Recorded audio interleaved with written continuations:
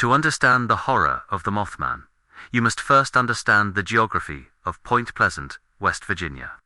This is not a story about a random monster encounter in the deep woods. This is a story about a specific piece of government land that was already poisoned by history before the creature ever arrived. On the outskirts of town lies the McClintic Wildlife Management Area, known locally as the TNT Area. During World War II, this was a top-secret facility used to manufacture explosives. It is a dense forest filled with concrete bunkers, domed structures, known as igloos, that are covered in earth and vegetation. By 1966, the military had left, but the bunkers remained, empty, damp, and accessible to anyone brave enough to pry open the doors. It was a place where teenagers went to drag race and drink beer. It was a place of shadows. The nightmare began not in Point Pleasant, but in the nearby town of Clendenin, just a few days prior. On November 12, 1966, 5 men were digging a grave in a cemetery. It was a mundane task, but as they worked, something disturbed the peace of the burial ground. The men looked up to see a massive figure soar over their heads. They described it as a brown human being with wings. It didn't fly like a bird. It glided with a speed and grace that defied aerodynamics. The men were terrified, but they kept quiet. Who would believe a group of gravediggers seeing an angel or a demon?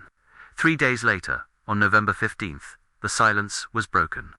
2 young couples, Roger and Linda Scarberry, and Steve and Mary Millette, were driving through the TNT area around midnight. They were cruising near the North Power Plant, an imposing industrial structure that sat abandoned in the dark. As they passed the plant, Linda noticed 2 red circles in the darkness. She assumed they were the clearance lights of a truck or a generator, but then the lights moved. They pulled away from the building and positioned themselves in the middle of the road. As the car headlights hit the figure, the 4 teenagers froze.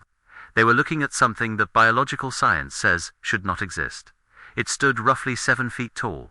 It was grey, with a body that looked like a man, but distorted. It had no head. Instead, its massive, glowing red eyes were set deep into its chest, and folded against its back were enormous wings, spanning 10 feet. Roger Scarberry, the driver, didn't wait to see what it wanted. He slammed on the gas. The car, a '57 Chevy, screeched away, heading for the exit of the TNT area. As they hit the straight stretch of Route 62, Roger pushed the car to 100 miles per hour. The passengers looked back, expecting to have left the creature in the dust. They hadn't. The creature was right above them. It was keeping pace with the car, moving at highway speeds, but it wasn't flapping its wings. It was gliding effortlessly, locked onto them like a guided missile. It followed them all the way to the city limits of Point Pleasant, screeching like a massive mouse before peeling off into the night sky. The couples drove straight to the Mason County Courthouse. They were hysterical. They found Deputy Millard Halstead, a seasoned lawman who was known for his steady nerves. He later recounted that he had never seen 4 people so terrified in his life. He knew these kids. They weren't troublemakers. They weren't drunk. They were in a state of genuine primal shock. Halstead agreed to follow them back to the TNT area.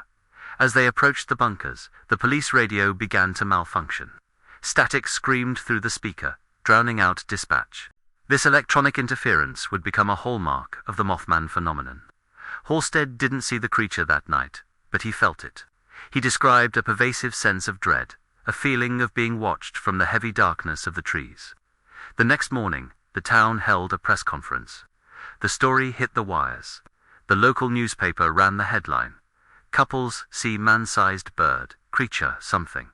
And just like that, the siege of Point Pleasant had begun. Over the next few weeks, the reports exploded. This wasn't a case of mass hysteria, where people imagined things in the corner of their eyes.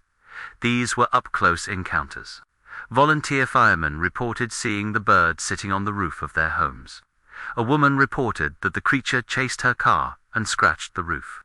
But the most disturbing aspect was the variety of the strangeness. It wasn't just a monster. People began to report strange lights in the sky, UFOs hovering over the TNT area. They reported their television sets exploding or behaving erratically. The town was experiencing what paranormal researcher John Keel would later call a window area, a location where the barrier between realities had become thin. Skeptics tried to dismiss the sightings as a sandhill crane, a large bird that can stand almost as tall as a man and has red patches around its eyes. But a sandhill crane weighs 10 pounds. It cannot fly at 100 miles per hour without flapping. It does not chase cars, and it certainly does not instill a psychological terror that drives grown men to the police station. In the middle of the night, whatever had woken up in the bunkers of the TNT area was intelligent. It was curious, and it was just getting started.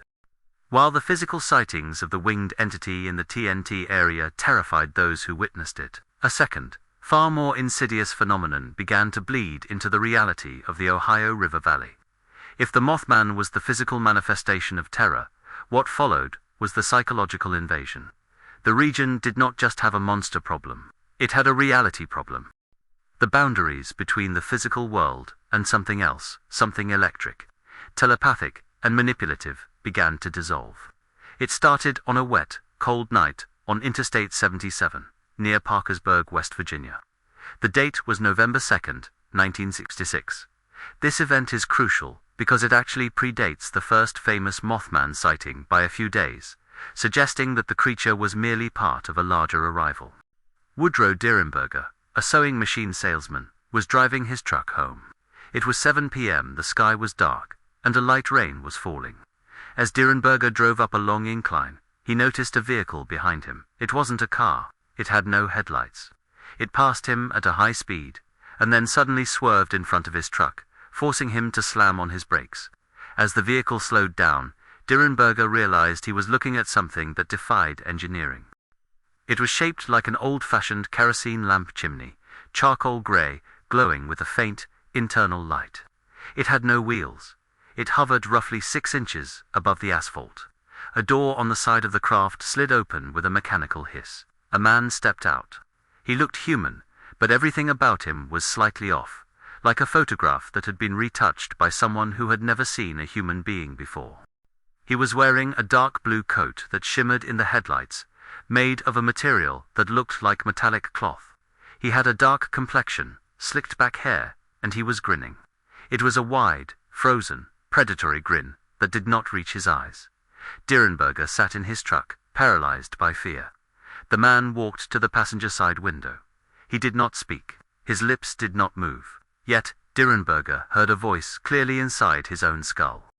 It was a metallic, electric voice that resonated directly in his brain. The entity said, "Do not be afraid. We mean you no harm. I only want to ask you a question."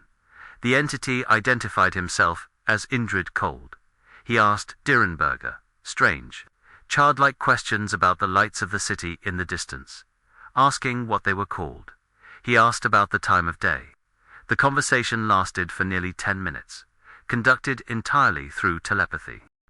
Before leaving, the grinning man told Derenberger, "We will see you again." Then the craft shot straight up into the air and vanished. This encounter opened the floodgates.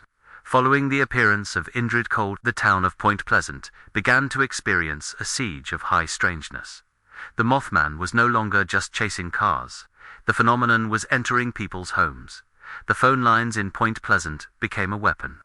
Dozens of residents reported the same terrifying experience. Their phones would ring late at night. When they answered, they expected silence or a prank caller. Instead, they heard a sound that defied description. It was a high-pitched, metallic shrieking, like a tape recording of a voice being played at 10 times the normal speed. Occasionally, the shrieking would slow down, resolving into a guttural mechanical language that no one could understand. But the phone calls were just the beginning. A new group of players entered the stage.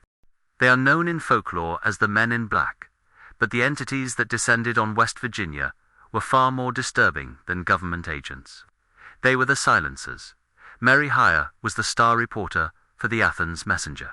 She was the one documenting every Mothman sighting, every UFO report, every strange light in the sky. She became the focal point for these visitors. One afternoon, a man walked into her office. He was small, barely 5 feet tall. He had an olive complexion and wore a black suit that looked brand new, yet fit him poorly. Haya noted that the man seemed to be studying her. He didn't blink often enough. He asked her questions that had nothing to do with journalism. He asked, "What would you do if someone told you to stop writing?" He picked up a ballpoint pen from her desk and examined it with intense curiosity, turning it over and over in his hands as if he had never seen a writing implement before.